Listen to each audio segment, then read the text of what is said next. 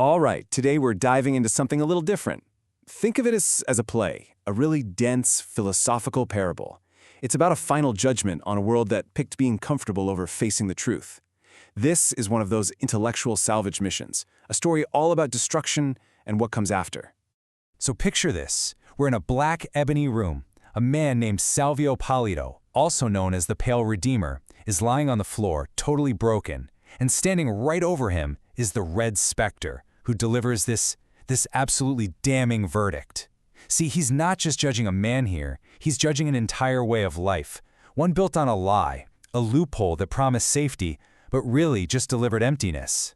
And that brings us to Act 1. This is where we see the core conflict just laid bare, the total and complete failure of Salvio Pallido's world, and the whole philosophy that propped it up.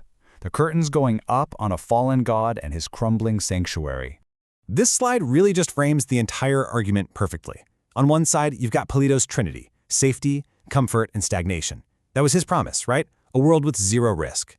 But on the other side, you have the Specter's vision, which is wildly different. He says humanity isn't a destination, it's a bridge. A dangerous, totally necessary crossing from just being a comfortable animal towards something infinite, and yeah, probably really perilous. It turns out Pallido's so-called sanctuary, his polished cross of gold, was nothing more than a cheap trinket. It wasn't a shield against the hard truths of the world, it was a gilded cage. And now, this abbey has become a tomb for an entire civilization that was so terrified of risk that it literally forgot how to die with any dignity. So just as this old world is collapsing, a brand new character steps onto the stage, the Shadow Reaper. And he's not here to mourn. Oh no. He's a deconstructor, arriving with this predatory grace, ready to smash all the illusions that held this fragile world together. The Reaper shows up to mock what he calls the Pharisees' paradox, and this phrase just brilliantly sums up the hypocrisy of the Abbey. The residents, they followed every single rule, to the letter, but their spirits were totally empty, trapped by the very system that was supposed to save them. It's the ultimate paradox, isn't it? A perfectly ordered life that has no actual life in it. So what's the first thing he does? He shatters the uncanny mirror. Now, this isn't a real mirror, of course. It's a metaphor for that stagnant, looping reflection of their own souls. And by breaking it, he breaks the spell. He frees what he calls the soul in motion from its self-made prison, letting it finally escape that endless circle of stagnation. And just like that, poof, the comfortable illusion is gone. All those carefully managed lives, protected by absolute law, are now thrown out into a harsh, undeniable reality, the cold, hard truth of the mountain frost. There is absolutely nowhere left to hide. Okay, this brings us to the philosophical heart of the whole parable.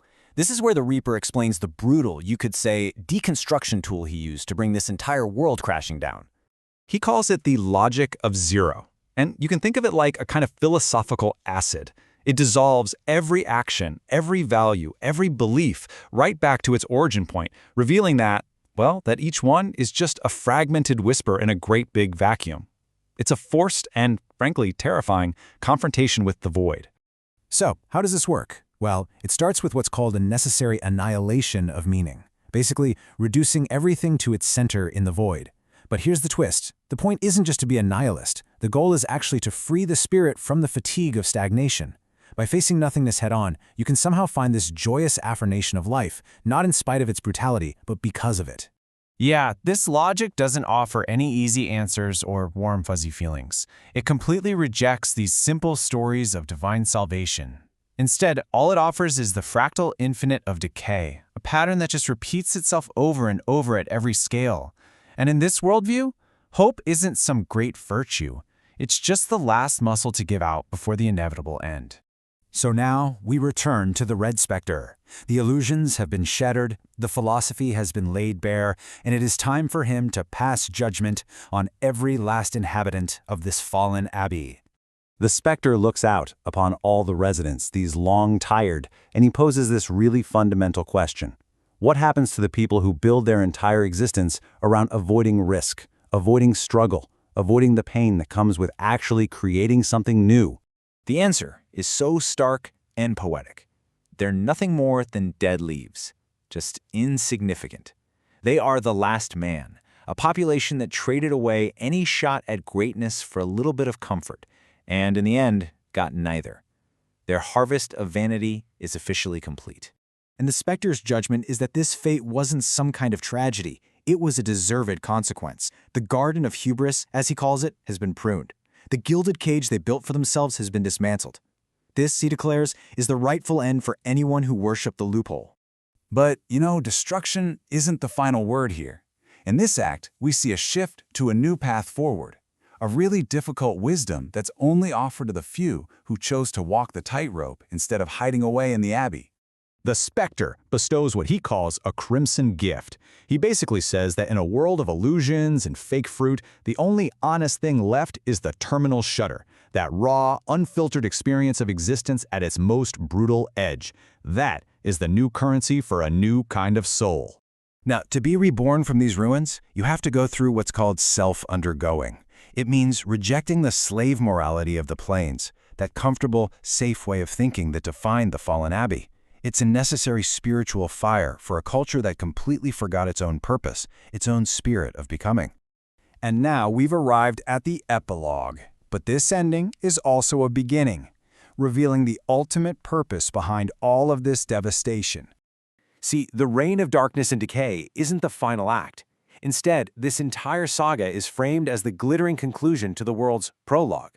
That old, stagnant stage had to be cleared to make way for what's coming next, the Overman. And who gets the last word? The Shadow Reaper, of course. And it's a laugh, a final laughter of acknowledgement. This confirms that the destruction wasn't just necessary, it was just.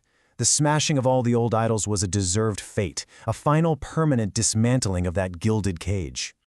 And that leaves us with this final provocative question. This entire parable is about a cleansing fire. It forces us to ask, when all the comfortable illusions and all the safety nets are burned away, what's strong enough to rise up from the ashes? What is truly born from that fire?